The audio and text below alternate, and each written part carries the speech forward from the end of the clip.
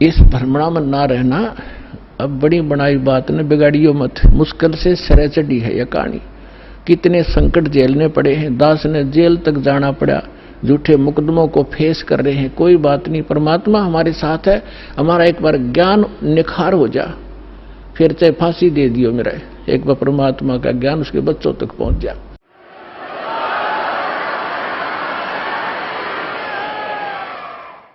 तो पुण्यात्माओं, परमार्थ के लिए संत आते हैं, और जो परमार्थ नहीं कर सकता वो खाक संत है। और संत किसे कहते हैं? सतगुरु उसे कहते हैं। सतगुरु के लक्षण कहूं, मधुरे बैन विनोद, 4 वेद 60 शास्त्र वो कहे 18 बोध। सतगुरु होगा जो इन सदग्रंथों से ज्ञान दे और प्रमाणित ज्ञान हो। अब जो प्रसंग चल रहा है कि जैसे अब आप जी नियमित रहे, अब आपको कुछ दिन समस्या रहेगी, क्योंकि अभी हमारे इस ज्ञान का प्रकाश कम हुआ है।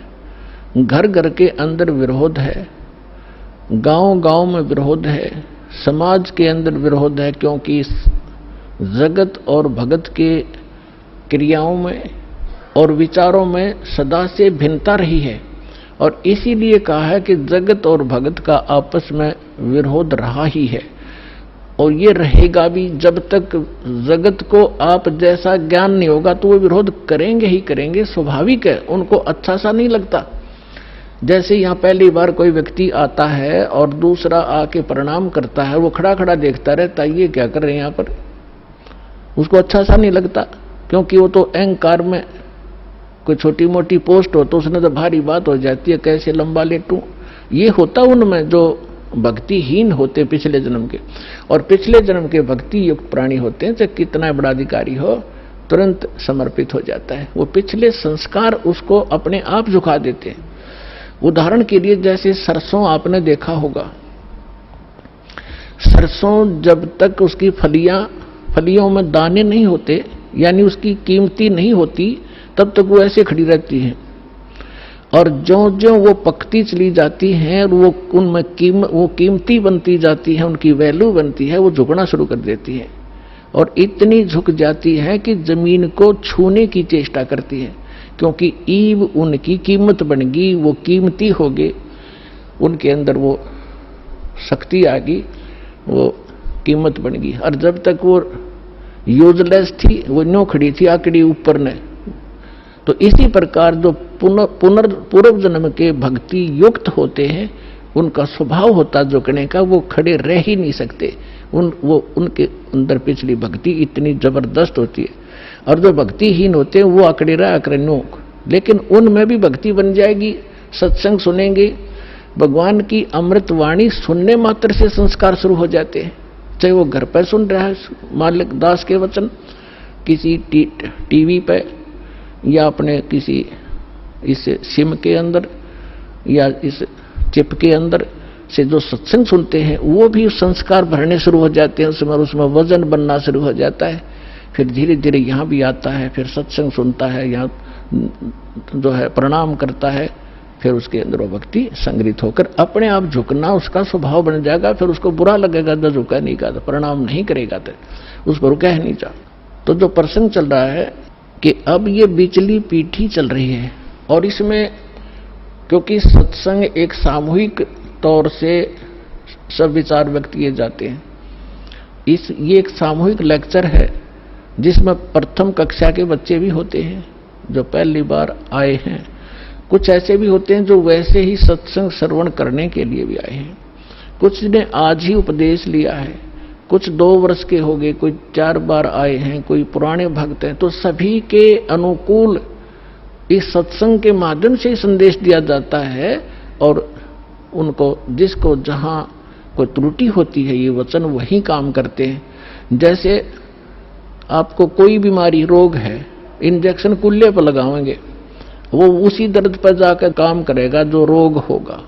इसी प्रकार कोई रोग की टेबलेट है मुख से खाई जाती है, वो अपने आप वहां काम करेगी जहां वो रोग है। तो इसी प्रकार ये सत्संग सामूहिक तौर से सबके ऊपर बिखेरा जाता है और जिस सत्र का जो भक्त होता है उसको उसी सत्र का ज्ञान उसके लिए अनिवार्य होता है और उसमें उससे फिर वो प्रेरित होता है, फिर संभल जाता है, कोई त्रुटि भी उससे हो जाती है।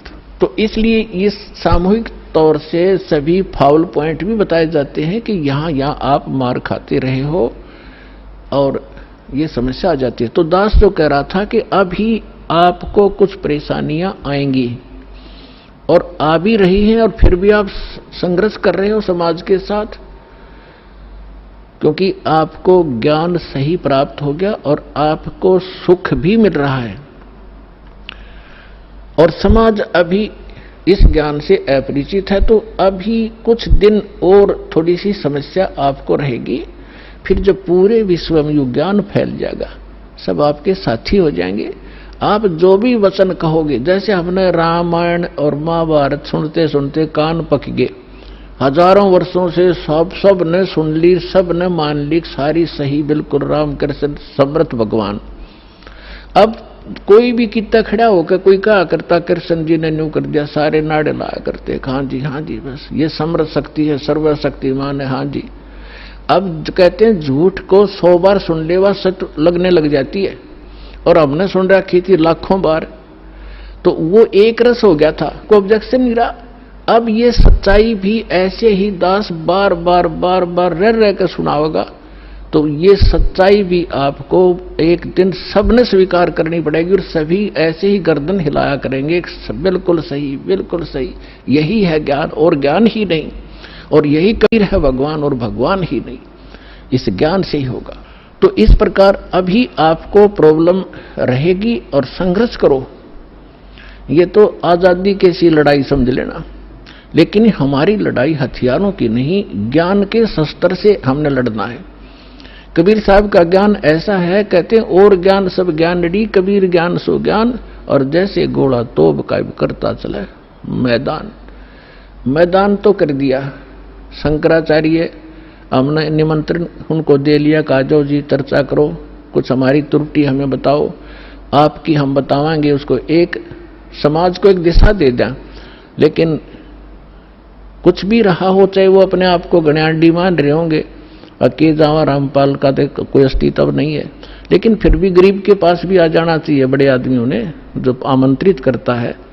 दूसरी बात यह है कि उनके पास कख नहीं, उनको सारा पता लग चुका है, क्योंकि पुण्यात्माओं आज इतना सेंसिटिव मीडिया है, एक वचन भी दास ने इस पूरे सत्संग में गलत बोल दिया होता ये बवंडर बना देते। और आज मैं सीधा छाती में मार रहा हूं इनके सच्चाई को, और कोई चसक नहीं रहा, इतना वजन है सच्चाई के अंदर।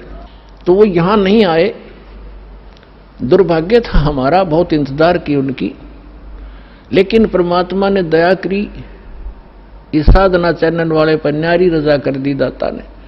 इसने अपनी टीम भेज के और सबसे उनके इंटरव्यू ले लिए, खुश होकर दे दिए, धोती सी मन्नत धो दी उनकी, यहां पर दिखा दिया किसे शंकराचार्य है किसे आचार्य है।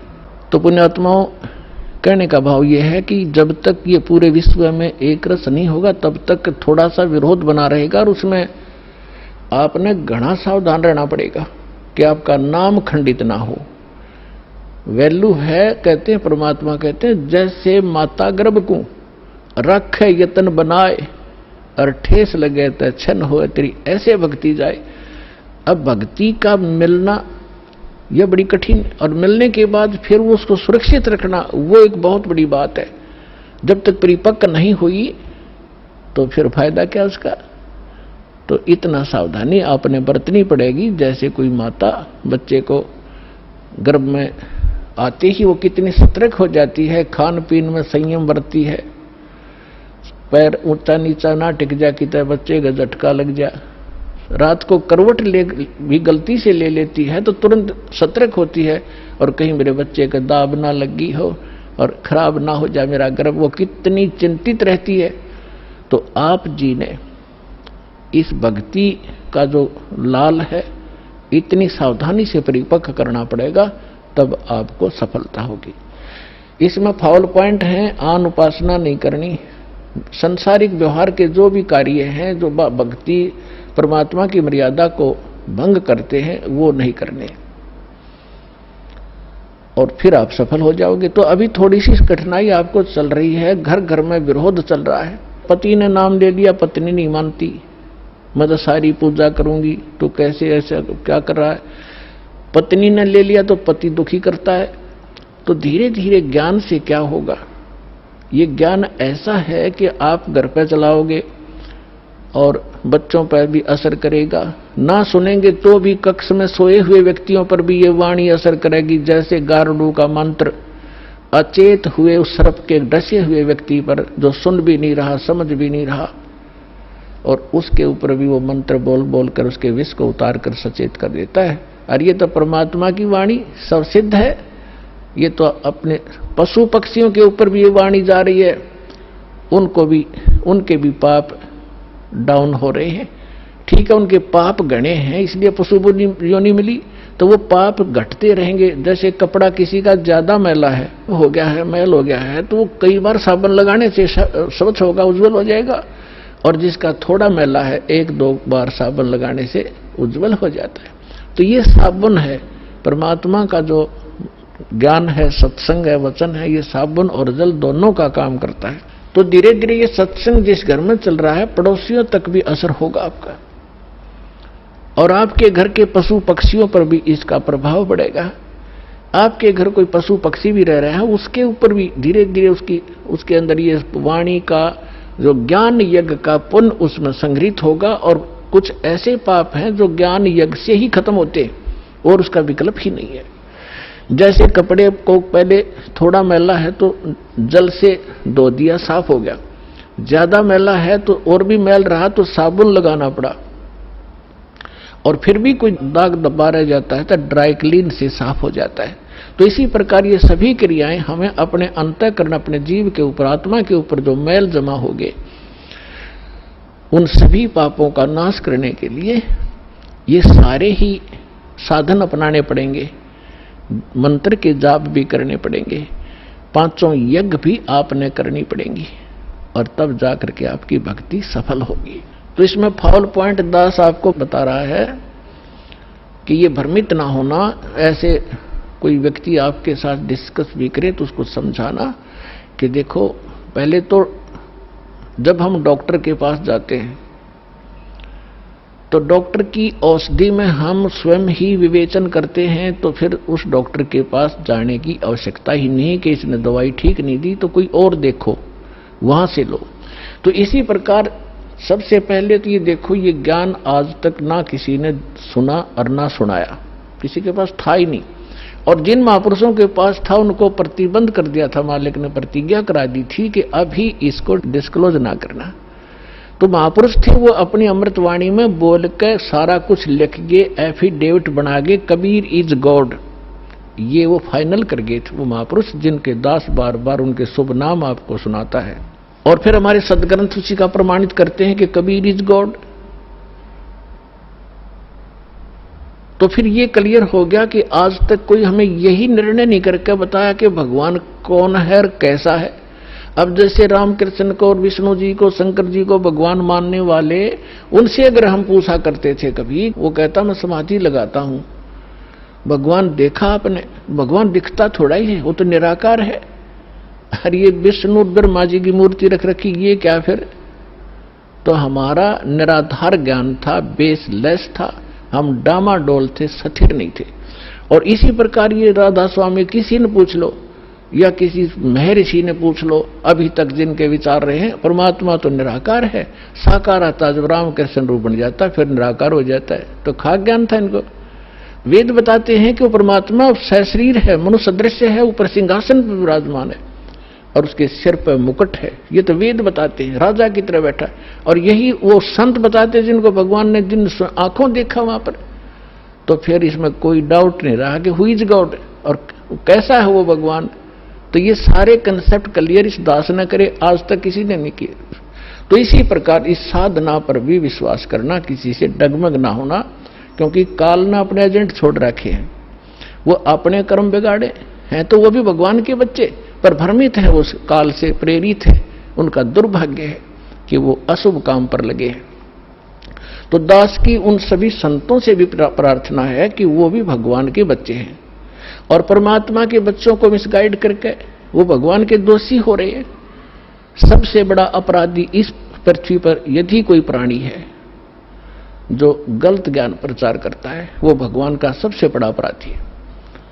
और आज देख लो, आज तक इस दास के अतिरिक्त या पहले महापुरुष रहे, उन्होंने जो ज्ञान दिया वो अपने सत्र का दे ही गए, उन्होंने आगे नहीं ये मंत्र वगैरह डिक्लेयर किए, वो बात अलग है। लेकिन वर्तमान में इस दास के अतिरिक्त सभी मिसगाइड किए बैठे ये संत, मंडलेश्वर, आचार्य और शंकराचार्य। तो ये अपराधी हैं उस परमात्मा के। इनको चाहिए अपना भी कल्याण करावें और सच्चाई से अपने अनुयायियों को भी परिचित होने दें। इनका भी कल्याण हो जाएगा, समय आ गया, ये तो होगा ही होगा। ये कह देंगे तो इनका जो है बड़ी शाबाशी होगी, इनकी इज्जत रह जाएगी। और नहीं तो चलिए तो यहाँ आवेंगे, फिर ये अकेले बैठे रहेंगे वहां पर, रोए जाइए अपने कर्माने। आज कौन ऐसा मूर्ख है जो अपने जीवन को नाश करेगा जब पता लग जाए? तो फिर दूसरी समस्या ये आती है कि गुरु नहीं बदलना चाहिए। कोई बात हुई या एक डॉक्टर से इलाज नहीं होता तो 100 बदलने चाहिए अपनी जान बचाने के लिए। और कबीर साहब कहते हैं, जब लग गुरु मिले नहीं साचा, तब लग गुरु करो 10 पांचा। और झूठे गुरु के पक्ष को तज ना लावे वार, और द्वार ना पावे शब्द का वो भटके वार का वार। और इतना शीघ्र बदल देना चाहिए गुरु को। कबीर साहब कहते हैं कि डूबे थे पर उबरे, गुरु के ज्ञान चमक, और बेहरा देखा जरजरा, उत्तर चले फड़क। पहले बेड़े होया करते थे, फ्लोटिंग लकड़ियों का एक बेड़ा बना लिया। अभी तो नौका तो बहुत बाद में चली है। पहले बेड़ा होया करता था, उसके ऊपर बैठकर दरिया को पार करके अपना कोई काम करने जाते थे। उन बेड़े के ऊपर बैठ के जाया करते, तो वो बेड़े कई बार गल जाते थे, कंडम हो जाते थे। तो जब परमात्मा कहते हैं कि जिस साधना को आप कर रहे हो, जो गुरु की, जिस गुरु के जहाज में आप बैठे हो, उसका जब आपको उसके सामने दूसरा जो बिल्कुल ओके बेड़ा आ गया, नौका समझ लो आप, बेड़ा तो नहीं समझ में होगा। अब एक नौका है जिसमें आप बैठे हो, उसके अंदर सुराख हो गया है और जल उसके अंदर घर कर रहा है, अंदर प्रवेश करना शुरू कर दिया है। और उसके बराबर में दूसरा कोई सही ओके नौका रख देता है, साथ में खड़ा कर लेता है, और वो कहता है कि भाई तुम डूबोगे, इसमें आ जाओ। अब जिसने गुट्टी सूटी ला रखी होगी, नशा कर रहा होगा, तो ठीक है मौज हो रही है, वो तो डूबेंगे। और जिनको नशा नहीं है और उनको पता लग गया दोनों का डिफरेंस कि ये जल आ रहा है, तुम डूबोगे इसमें, तो वो जो जिनका नशा नहीं हुआ वो तुरंत 1 सेकंड भी ना लावे, तुरंत कूद जाएंगे उसके अंदर। तो यहां परमात्मा कहते हैं, डूबे थे पर उबरे, गुरु के ज्ञान चमक, और बेड़ा देखा जर्जरा, यानी टूटा फूटा डूबोण वाला, उत्तर चले फड़क। फड़क जैसे पशु कई बार आवाज सुनकर हॉर्न की फड़क को भाग जाता, काफी दूर बहुत स्पीड से भागता एकदम। तो कहते हैं ऐसे कूद गए दूसरे में। तो परमात्मा कहते हैं झूठे गुरु के पक्ष को तजत ना लावे वार, 1 सेकंड के अंदर बदल लेना चाहिए। और पुण्यात्माओं, आज इस विश्व में कोई गुरु नहीं है इस दास के अतिरिक्त। सतगुरु की तो बहुत दूर की बातें हैं, वो गुरु भी नहीं है। तो कबीर साहब कहते हैं, गुरुआ गाम बिगाड़े संतो, गुरुआ गाम बिगाड़े, गुरुआ गाम बिगाड़े संतो, गुरुआ गाम बिगाड़े, ऐसे कर्म जीव कहला दिए, ईव जड़े ना धाड़े। है